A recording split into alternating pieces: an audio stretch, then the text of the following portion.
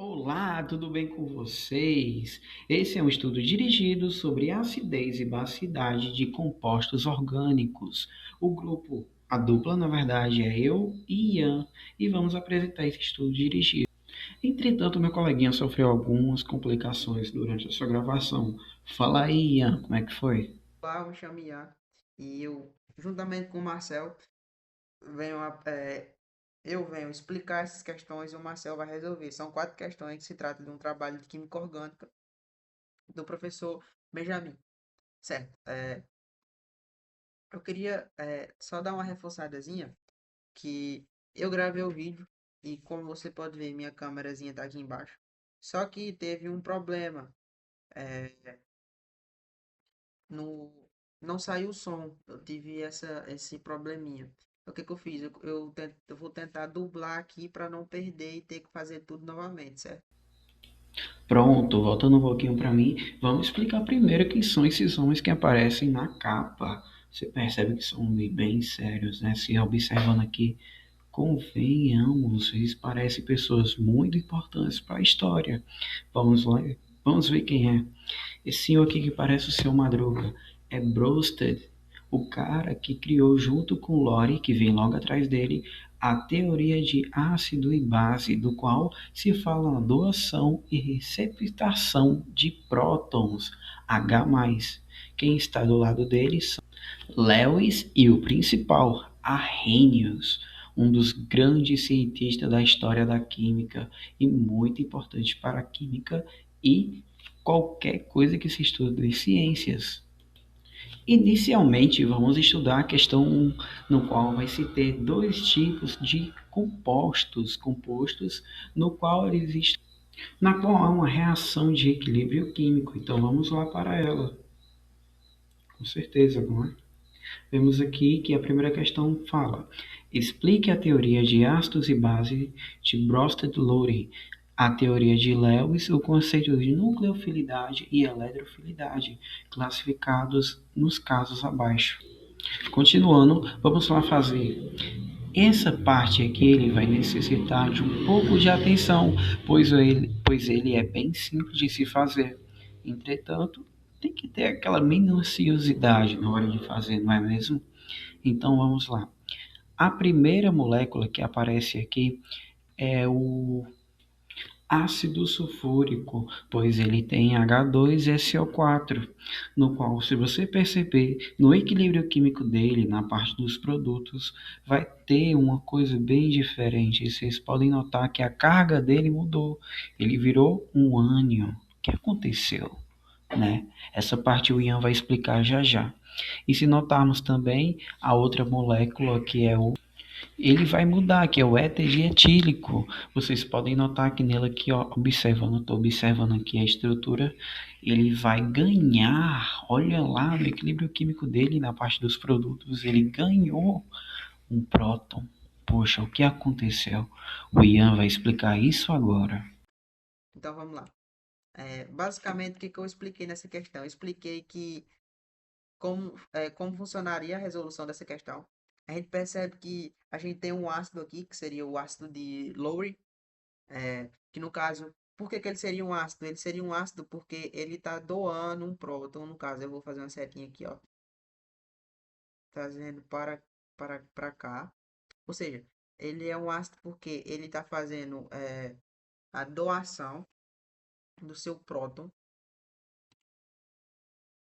Ó, circulei e vou direcionar para cá e dizer por quê. Por que que ele está vindo para cá? Porque ele é um ácido e está doando um próton para, no caso aqui, parece toda a estrutura aqui. No caso, ele recebeu, doou para essa. No caso, esse aqui está sendo um ácido.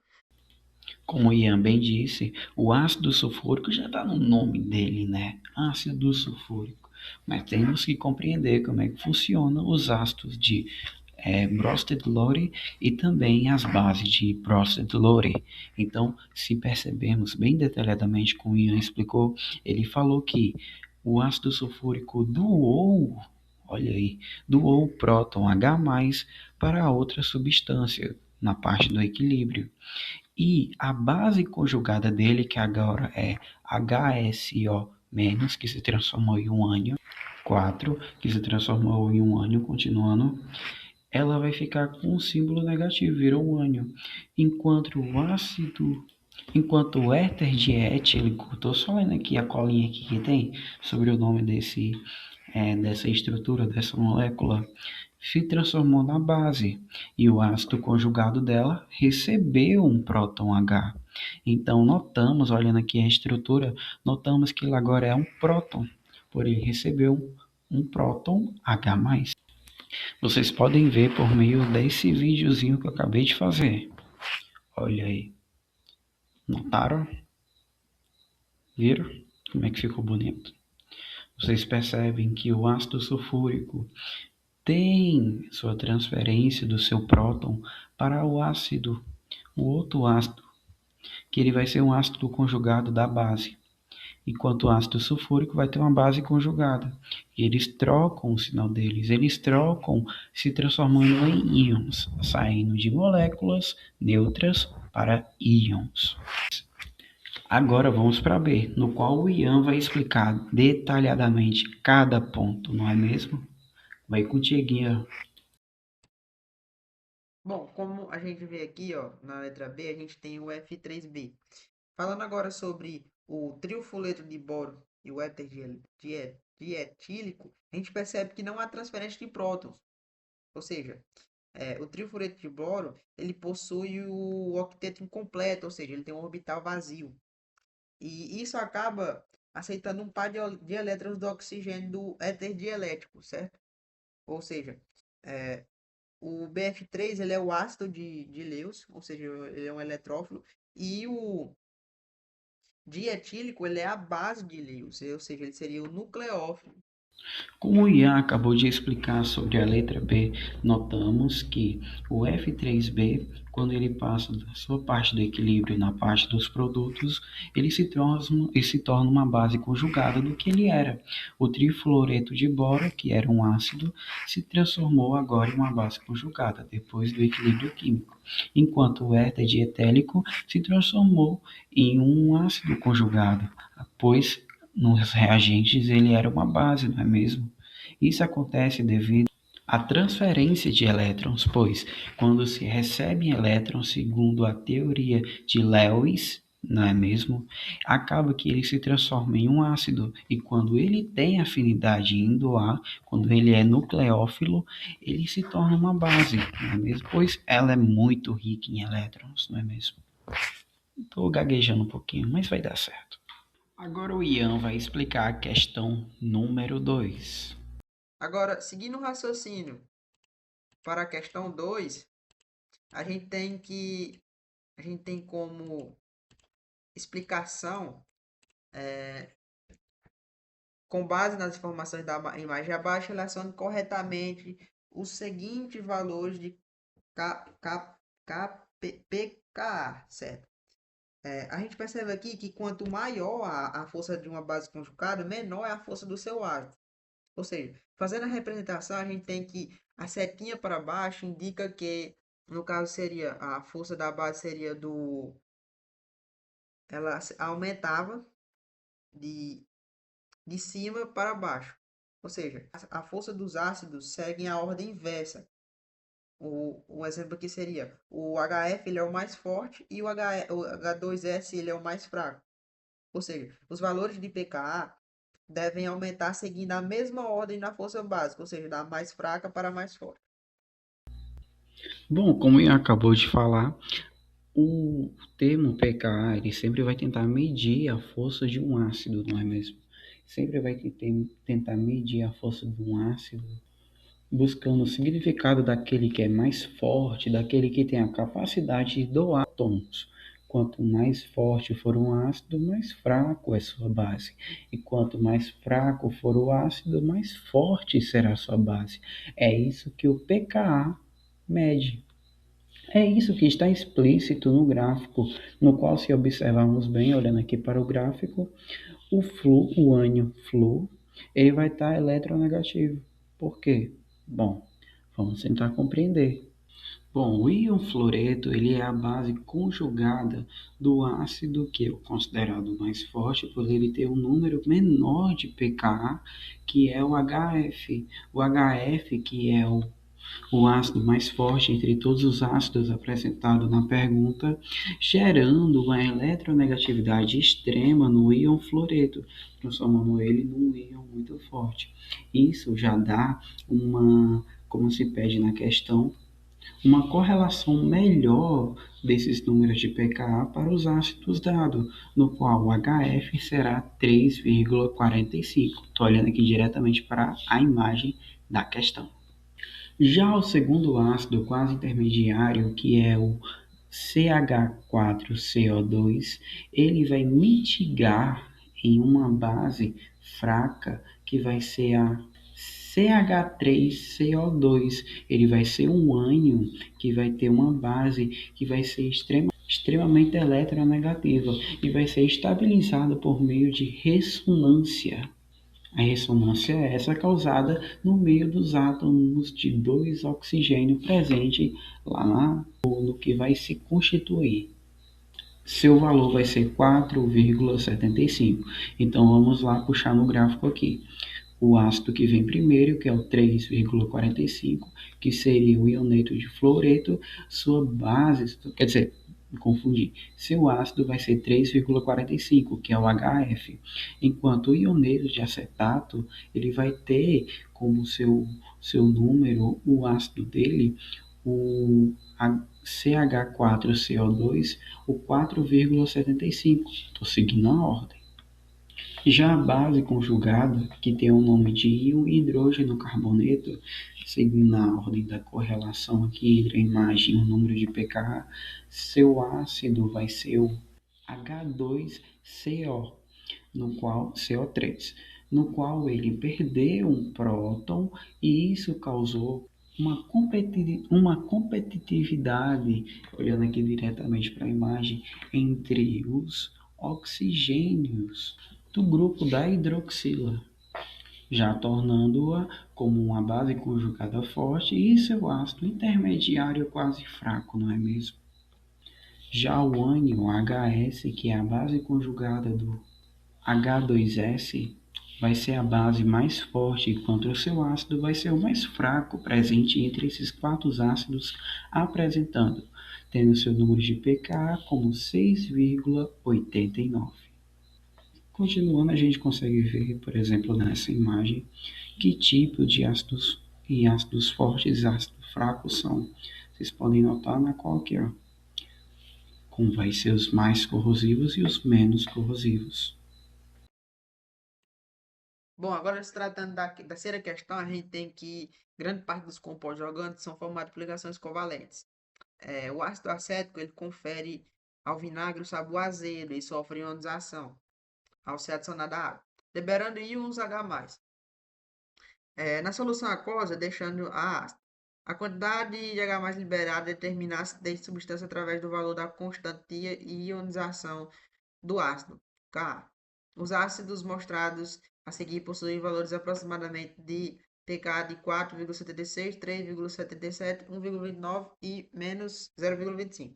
Bom, o foco da questão, ela se trata do efeito indutivo, certo? Que é a capacidade de átomos distantes puxarem ou empurrarem elétrons através de ligações simples. Bom, é, falando sobre o pKa, a gente tem que lembrar que ele funciona de forma inversa, ou seja, quanto menor o valor do pKa, mais forte é o ácido, certo?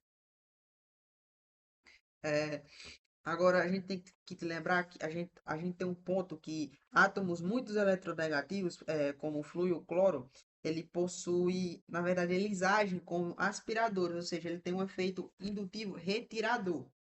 Mas o que significaria isso? Significaria que eles puxariam a densidade eletrônica para longe da região da hidroxila. Ou seja, é, isso enfraquece a ligação com o hidrogênio, fazendo ele sair mais fácil e ajuda a estabilizar a carga negativa que sobra depois. Agora, falando das cadeias de carbonos comuns, a gente tem que, por exemplo, como o grupo metila, elas fazem o oposto, né? Da, do que eu falei recentemente. Os carbonos saturados, eles tendem a empurrar a densidade eletrônica, ou seja, no outro exemplo que eu dei, eles tinham a capacidade de puxar, tendo um efeito indutivo retirador. é, as cadeias de carbono comum, com o grupo metila, ela possui a capacidade de empurrar, ou seja, ela tem um efeito indutivo doador, ou seja, ela está doando, empurrando. Se eles empurram elétrons em direção à carga negativa do oxigênio, eles geram uma repulsão e instabilidade, certo? Que o Marcel vai abordar fazendo a explicação dessa questão. Bom, como o Ian passou a bola para mim, vamos pelo menos tentar ler o enunciado, né, da questão. Terceira questão. Grande parte dos compostos orgânicos são formados por ligações covalentes e podem sofrer ionização quando colocados em água. O ácido acético, que confere ao vinagre um sabor azedo, sofre ionização ao ser adicionado à água, liberando H+ na solução aquosa, deixando-a ácida. O Ian já tinha feito essa leitura, né? Mas eu quero ler aqui só para compreender também, para a gente fazer junto. A quantidade de prótons liberada determina a acidez da substância através do valor da constante de ionização Ka. Os ácidos mostrados a seguir possuem esses números de pK, são os ácidos que possuem um número de pK. Há sinal alternativa que correlaciona esses números, ligando as estruturas e suas devidas numerações de pKa. Para resolver essa questão, devemos lembrar que quanto maior o pKa, mais fraco será a base.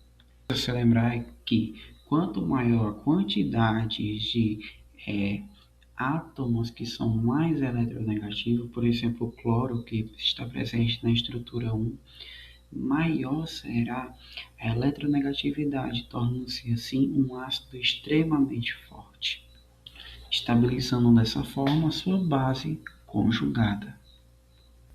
Vamos analisar cada átomo agora. Vamos para o primeiro, a estrutura 1, que é o ácido dicloroacético, no qual vai possuir dois átomos de cloro, o que vai deixar ele extremamente atrator de elétrons, vai atrair mais elétrons para ele, seguindo a lógica dos ácidos de Lewis.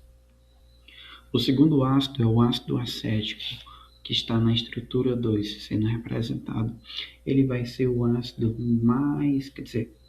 menos forte de todos esses quatro, pois ele não tem um atrator tão grande e vai sofrer por efeito indutivo que ele faça a doação de elétrons em vez de recebê-los. O terceiro átomo, ácido, na verdade, mais ácido entre todos esses quatro, é o terceiro, viu? Ele será essa terceira estrutura. O nome dela é ácido fórmico. Ele é muito mais ácido do que a estrutura 3, só que ele será um pouco menos ácido do que a estrutura 1 e a estrutura 2. Vamos entender por que a estrutura 2 não, a estrutura 4. Vamos compreender por que a estrutura 4 é tão forte. A estrutura 4 ela vai possuir 3 átomos de flúor conectado a cético. Por isso vai deixar ele muito mais eletronegativo. Ele vai atrair mais elétrons para ele. Ele vai ter uma afinidade elétrica muito maior. O nome desse átomo é trifluoroacético. Então a ordem ficaria olhando para as estruturas, sendo a estrutura 4 o ácido mais forte presente nelas aí, e a estrutura 1 sendo a segunda mais forte, e a estrutura 3 sendo a terceira mais forte, e a estrutura 2 sendo a mais fraca entre esses ácidos. Então seria a letra E. Passa a bola para ti, Ian. Cuida aí. Bom, agora se tratando da quarta questão, a gente tem compostos orgânicos que apresentam diferentes graus de acidez, dependendo da estabilidade de suas bases conjugadas. Essa estabilidade pode ser influenciada por efeitos eletrônicos, como o ácido de suas bases conjugadas. Essa estabilidade pode ser influenciada por efeitos eletrônicos, como o efeito indutivo e o efeito mesomérico. Agora, considere os três compostos orgânicos representados abaixo e indique qual apresenta maior acidez. Bom, agora do que representa maior acidez e qual apresenta menor acidez, a gente tem a influência do anel benzênico aí, como a gente pode ver, né? E a gente tem que lembrar que os anéis aromáticos, no caso o benzeno, os carbonos possuem hibridização sp2, ou seja, eles têm caráter é, mais eletronegativos, ou seja, eles funcionam como uns retiradores de elétrons, o que acaba ajudando a estabilizar a carga negativa da base conjugada. É, anéis saturados, como o ciclohexano, os carbonos possuem hibridização sp3, ou seja, eles têm menor caráter, são menos eletronegativos e se comportam como uma cadeia de carbono normal, doando levemente densidade eletrônica. E isso acaba que não ajuda tanto na estabilização desse anel. E considerando o mais, no meu ver aqui, mais ácido seria esse primeiro, tendo visto o que eu falei. E o que tem a menor acidez seria esse. Mas agora o Marcel vai seguir com a explicação. Bom, como o Ian já fez a leitura, já até identificou, já deu a resposta, não deu muito o que fazer, né? Só explicar mais algumas coisinhas bem detalhadas. Como ele já disse, a primeira estrutura vai ter a maior acidez, pois ele é o ácido benzoico. E por ele ser insaturado, seu anel benzênico, ele vai ter uma hibridização sp2, no qual o deixa mais eletronegativo, gerando um efeito indutivo que vai retirar elétrons de outras moléculas que fizerem ligação com ele. Já o ciclo hexano carboxílico, que fica no meio, ele já vai ter tanto essa insaturação presente no primeiro composto. Ele vai dificultar um pouco a saída de prótons e também ele vai ser um pouco mais doador do que tanto receptor de elétrons, deixando a eficácia, deixando aquele ácido forte intermediário, em comparação com o primeiro ácido. Já a última estrutura, como é a última mesmo, ela vai ser um ácido quase nulo, bem fraquinho em comparação com os outros ácidos. A sua polarização vai ser bem simples, bem baixinha, comparada em frente aos dois últimos ácidos carboxílicos. Pois então, essa foi a apresentação do dupla Ian e Marcel. Muito obrigado pela atenção e até logo.